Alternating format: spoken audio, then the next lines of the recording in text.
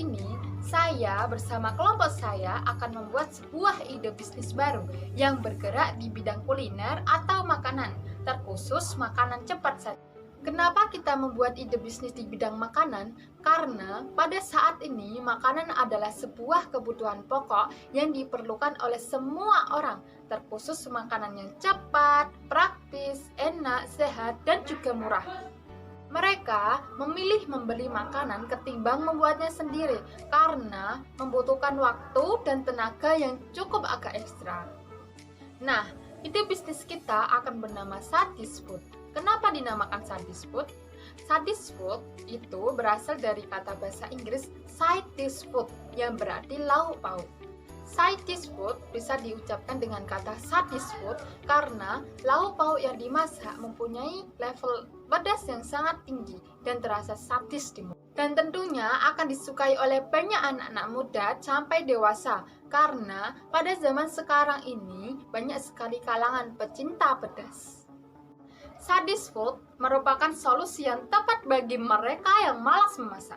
Salah satu keunggulan Sadis Food itu bisa dipesan melalui offline dan juga online dan bisa dimakan kapan saja dan di mana saja. Ini adalah gambar land canvas kita yang berisi poin-poin perencanaan ide bisnis kita. Hal ini memungkinkan setiap stakeholder dan karyawan perusahaan menyadari target dan tujuan sekaligus resiko dan ancaman dari setiap perencanaan. Di dalam land canvas tadi tertera poin-poin ide bisnis perencanaan kita. Salah satunya ada problem. Bisnis kuliner memang sangat menguntungkan jika dijalani dengan tepat. Namun nyatanya banyak sekali problematika yang dihadapi, terkhusus saat pertama kali membuka usaha bisnis. Di dalam bisnis yang kita jalani ini mempunyai beberapa problematika. Yang pertama, makanan ini hanya terbatas untuk yang suka pedas. Untuk yang suka pedas itu memang sangat menikmatinya. Tetapi untuk yang tidak suka pedas, ini membuat kita harus memikirkan ulang bagaimana produk kita ini bisa dinikmati oleh semua orang. Banyaknya persaingan. Semua orang pastinya sudah memiliki tempat-tempat makan tertentu yang mereka andalkan. Hal ini mungkin terkesan sulit untuk diatasi, apalagi saat tempat makan ini adalah tempat makan yang ternama. Tapi, hal itu bukan berarti kita tidak bisa menjadi tempat makan pilihan pelanggan yang baru. Yang ketiga, kemampuan menarik pelanggan. Salah satu kekhawatiran utama yang biasa dimiliki pemilik bisnis kuliner adalah kemampuan menarik pelanggan. Bagaimana cara mempromosikan produk saya menarik? Bagaimana juga caranya mengenalkan produk yang baru kepada orang-orang yang sudah memiliki langganan-langganan sendiri. Selanjutnya, solution. Di dalam problematika yang kami hadapi tadi, ada beberapa solusi untuk memecahkan problematika tersebut. Yang pertama, membuat level tingkat kepedasan. Untuk yang suka sekali sama pedas, bisa memilih level yang tertinggi. Untuk yang agak suka pedas, bisa memilih level yang sedang. Dan untuk yang tidak suka pedas, bisa memilih level 0 atau tidak pedas sama sekali. Kedua, memberikan tampilan dan rasa yang khas.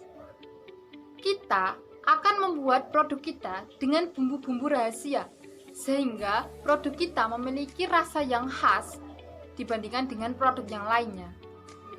Yang ketiga, meningkatkan kualitas isi dan kemasan yang semenarik mungkin. Kemasan tersebut harus simpel, unik, elegan, fungsional, dan menciptakan respon emosional yang positif, sehingga secara tidak langsung pelanggan akan tertarik dan akan membeli produk kita.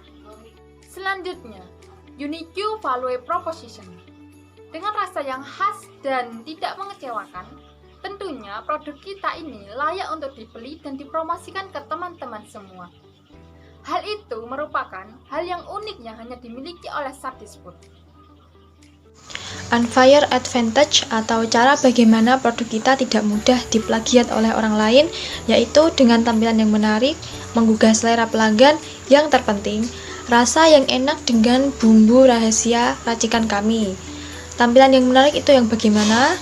Kita menggunakan kemasan yang kaleng, yang dibikin sedemikian rupa sehingga pelanggan yang melihat langsung notice. produk apa ini, kok unik ya kemasannya gitu. Selanjutnya, customer segment atau target pasar.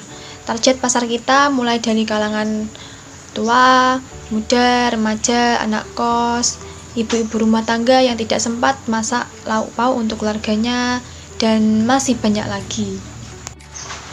Selanjutnya, existing alternatives atau alternatif lain apabila konsumen tidak menggunakan produk kita. Maksudnya, apabila misal masalah produk kita cepat basi, kan kalau perlauk-laukan identik dengan cepat basi ya kan. Nah, kita menyediakan juga side dish food yang frozen dengan ketahanan kurang lebih ya 1 bulan di dalam freezer. Kalau di suhu ruang mungkin bisa sampai 2 mingguan. Jadi konsumen yang jauh tidak perlu khawatir perlaukan kita cepat basi. Karena apabila ada yang memesan baru kita buat, jadi masih fresh. Selanjutnya adalah key metric atau langkah-langkah yang harus ditempuh pelanggan untuk mendapatkan produk kita. Jadi, produk side dish food itu bisa menggunakan sistem COD atau ambil di tempat. Maka dari itu, pelanggan bisa langsung menikmati produk kami karena produk kami adalah produk siap saji. Yang selanjutnya adalah high level concept atau kata-kata atau kalimat yang bisa mendeskripsikan produk secara lebih jelas dan singkat.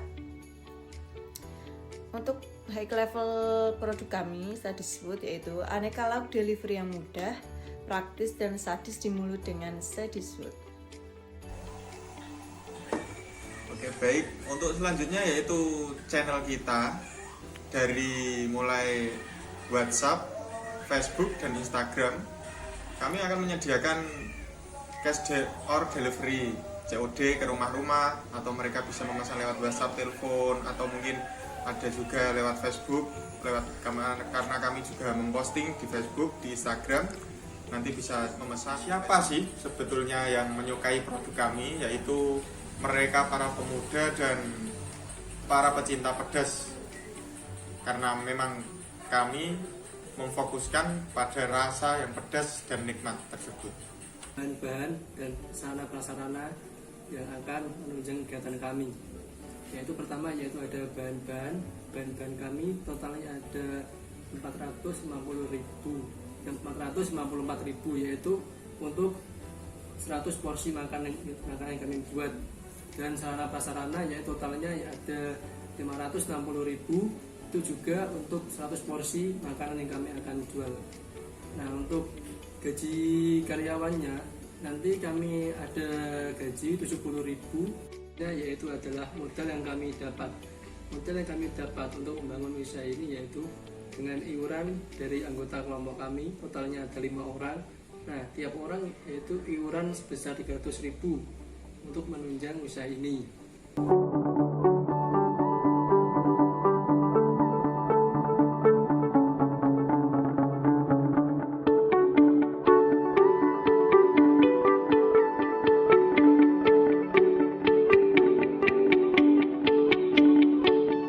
Unik yang kami temui selama mencari ide. Kita sekelompok kan berlima, yang pastinya isi kepala kita berbeda-beda.